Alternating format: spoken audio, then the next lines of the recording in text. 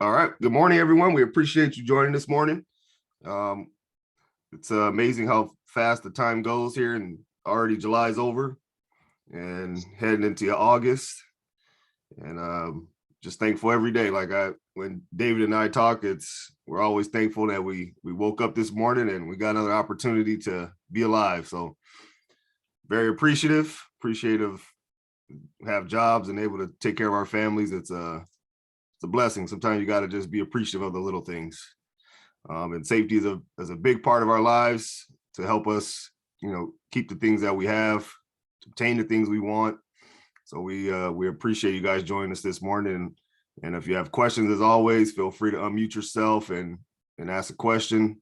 If it's along the way while we're covering a specific topic, or if it's at the end, but feel free to engage with us if you have any questions or concerns. But we're going to go ahead and get started this morning. We'll have a few topics to cover, and then we'll turn it over to Xenia for any updates from Lugmo. David? Good morning, everyone.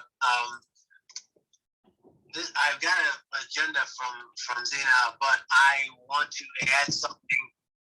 FedEx have recently had a death at one of the terminals because the drivers pulled the trailer away from the dock, making sure it was empty. There was also a forklift that got stuck between the trailer and the dock. Fortunately, it didn't fall all the way. But when you are pulling your trailer away from the dock, always make sure that there's no one inside. And if there isn't at the time, make sure that the door is closed. If not, call someone to make sure that happens. We don't need to have deaths or injuries due to us not taking the time to be safe. Be careful that one is not also in the trailer. Okay. One of the things I want to deal with today also, what is an accident? Normally you would think of an accident at a bumper to bumper or hitting a mirror or something like that.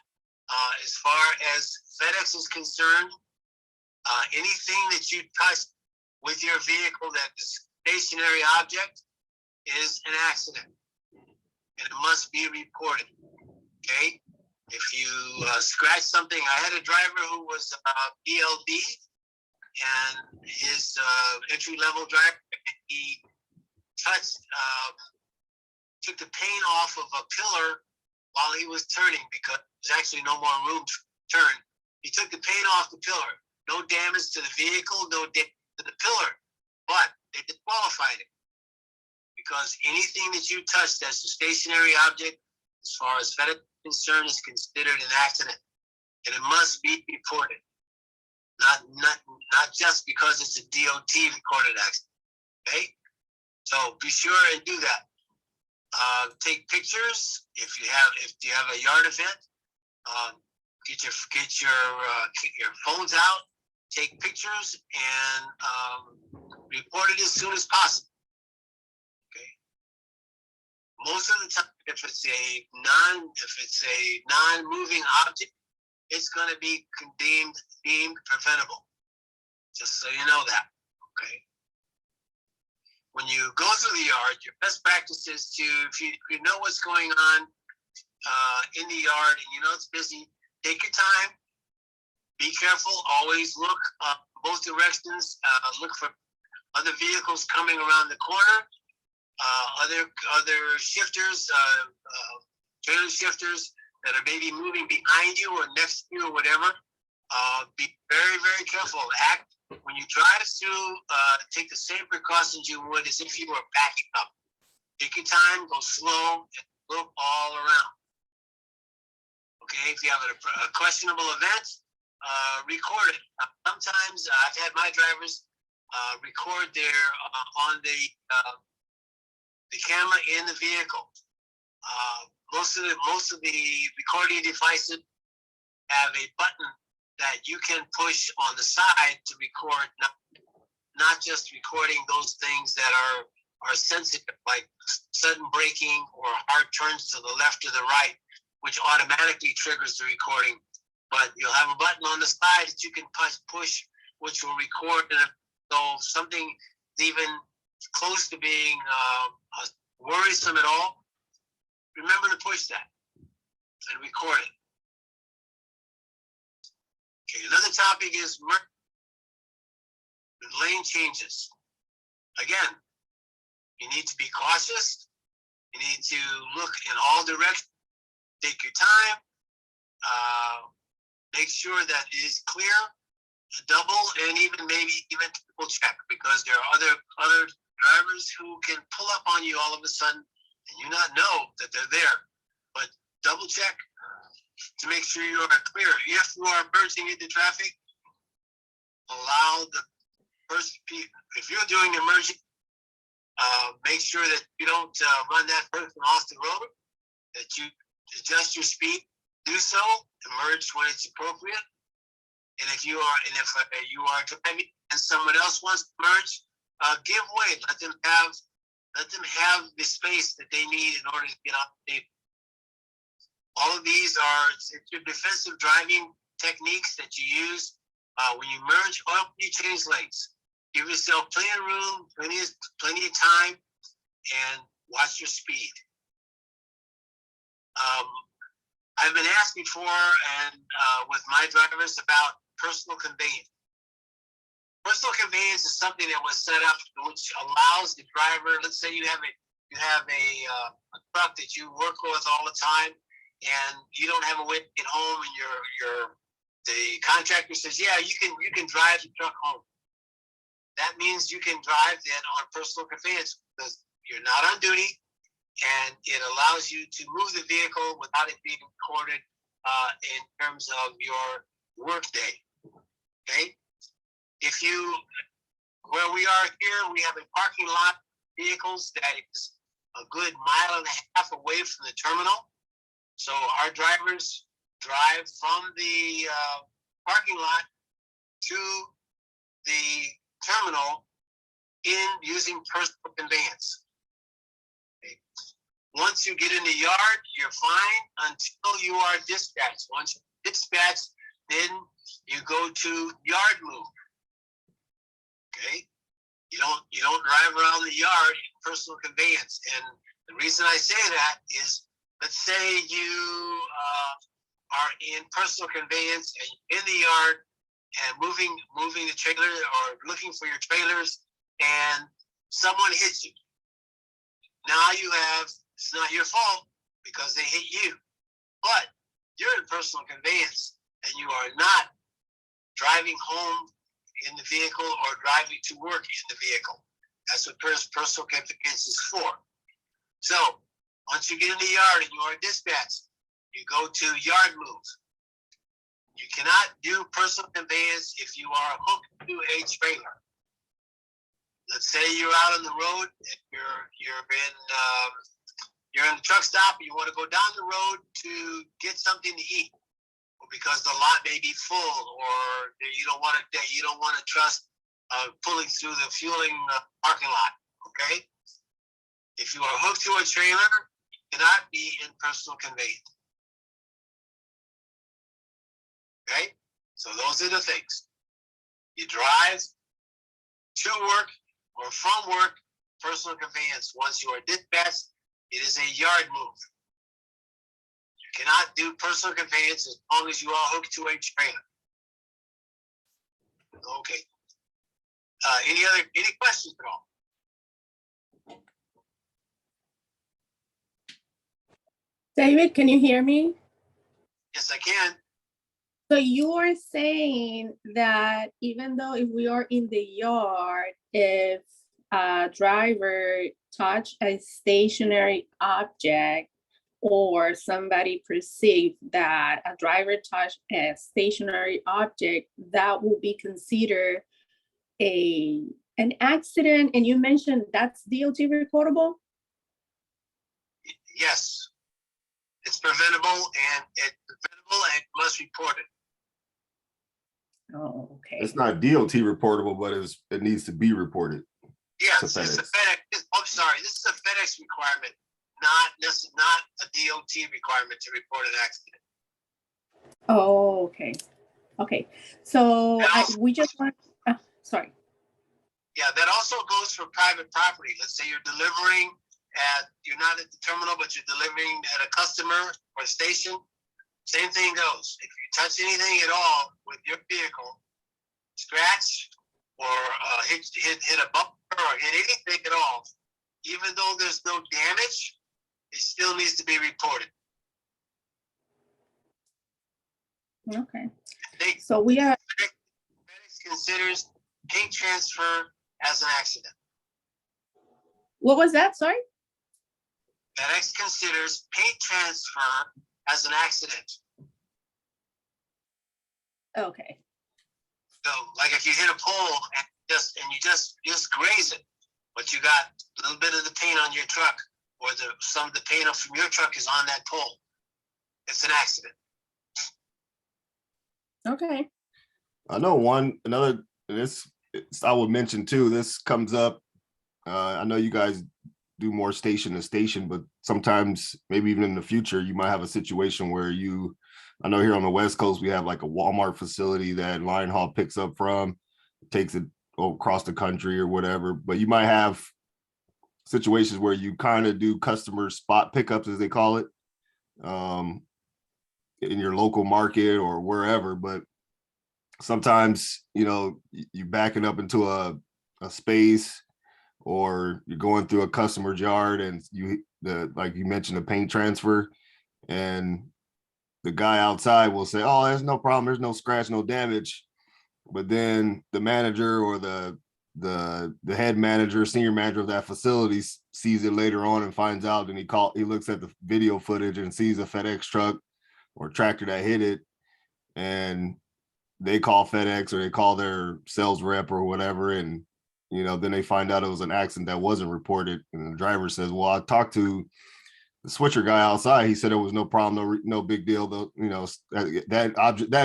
that pole gets hit all the time, don't worry about it. So if you don't report it, and then talk to the right person at that facility, and then you don't report it to your AO, and then they don't report to FedEx, then you have a potential disqualification.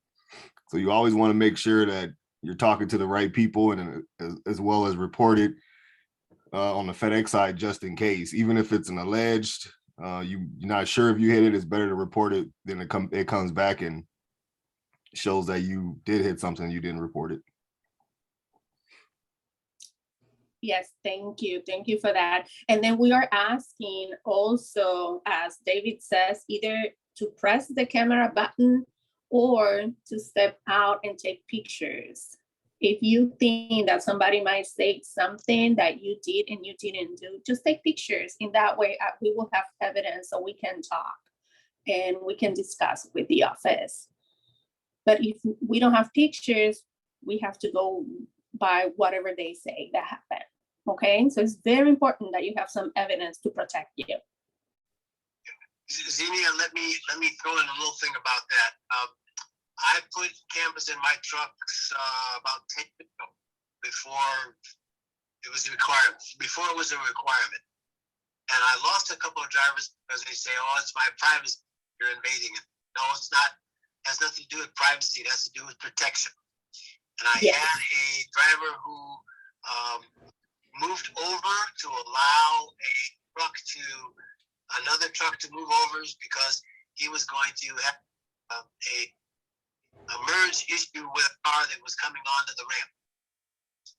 So the other driver did not pay attention, and last minute he moved over in the lane of my truck and hit my front bumper.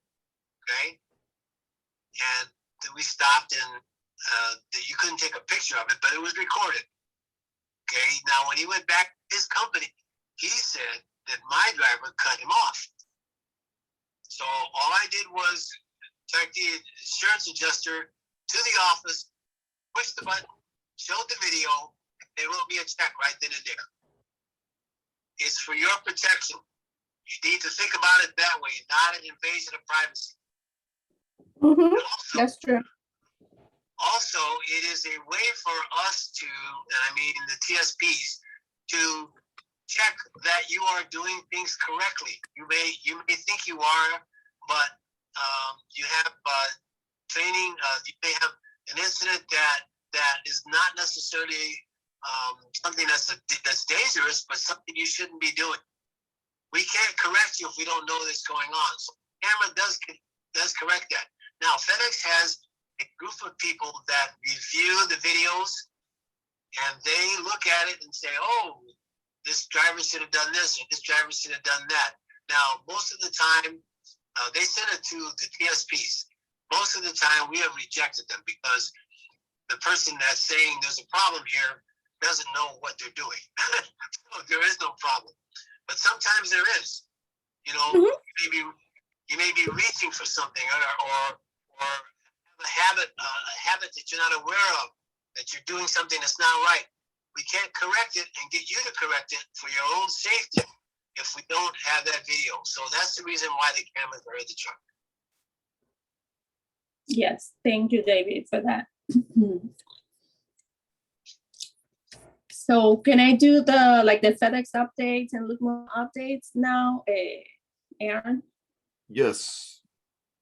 Okay, continuing with that safety mentality, FedEx is saying that in the Ocala safety meeting, they were saying about the roadside inspection that drivers need to understand, and that's what we talk about today, the use of personal conveyance, because it's causing for the drivers to have violations, okay? Merge lanes also, they are saying that drivers in both lanes are responsible, and a professional driver will let a motorist get the way, okay? Don't speed and just try to move. Show your intention that you want to move, okay? When you're merging, take the precautions as well. Summer driving, you know, there's a lot of crazy young people out there. They don't necessarily take a safety serious, and they take some risk. So please be aware of that. Top citation at this time for FedEx, it's mobile device. Now people are not necessarily texting, they are taking pictures, they are taking videos while the truck is moving, okay? And they are noticing a lot of tailgating as well. Make sure you have the distance, take precaution, don't be in a rush. CSA review for June, they are saying that vehicle maintenance, it's been an issue like tire low thread and parking brakes out of adjustment, okay? If you notice anything like in a dolly, because they are taking responsibility of the dollies as well.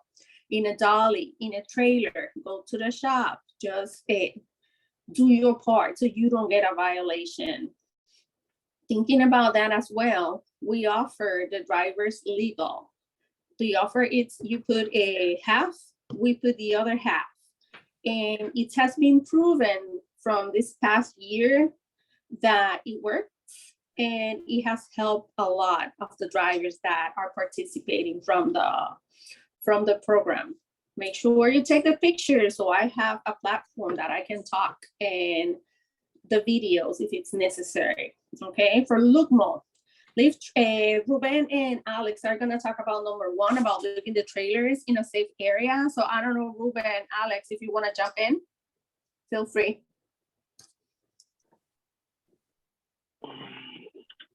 Hello. Hello? Yep, we can hear you. Yep. Oh, good. How you doing, everybody? This is Alex. I'm just gonna take a couple minutes. The biggest thing this month is dropping and staging the trailers inside the terminals. We got to remember we're professionals, right? It doesn't make any sense. We drive hundreds of miles, and then once we come inside the terminal, we forget about safety.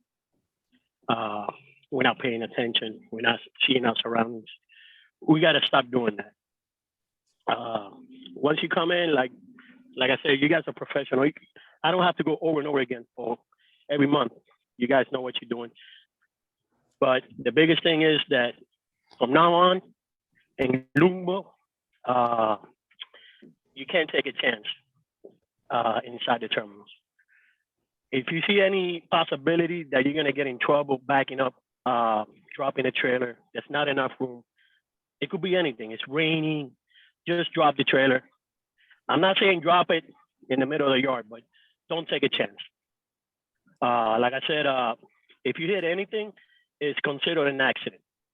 So please, once you come in, like a professional, make the best decision, and you know, go through the procedure on hooking, dropping the legs, and stuff like that. Well, that's about it. Thank you. Okay, so we have leave the trailers in an area that you do not block and find a safe place and avoid backing those 53s. Remember to have your medical card with you at all times and have all the documentation in case of an inspection. Remember, if you are looking for stuff, the law enforcement are looking for leakings and defects, and they're gonna find something somehow. If not, they're creative, okay? And they're gonna give you a violation. So have your stuff ready, give it to the law enforcement, do not remove your seatbelt, and make sure you are using the headphones that are allowed by law, where you are not covering both of your ears, okay? Always have both chains in the yard when you're pulling dollies, like at all times. For over-the-road drivers, they are mentioning in those meetings that there's a new sensor. I don't know if David or Aaron knows more about that. There's a new sensor like in the Kentucky area where the weight stations can even measure the trucks and the trailers' air pressure. And they are giving violations because of that. I think they're looking for reasons that to give violations. So they keep being more creative on things they're doing. The other thing they are talking about a lot that is causing issues is that you need to pay attention to the pre-pass light. If you have questions that you said, oh my God, I don't see, I didn't see the light. I don't know if it's green. I don't know if it's red. Enter into the wait station.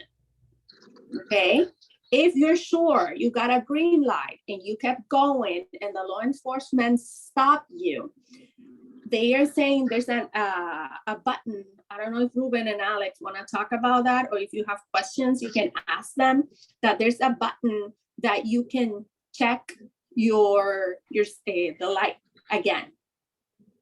So make sure you know all those stuff so you can avoid having issues, okay? See, if the law enforcement stop you, you can show them the light if you know where that button is. Okay, so contact the admin if you need more help with that. Remember to clock in, clock out, and acknowledge the trainings, okay?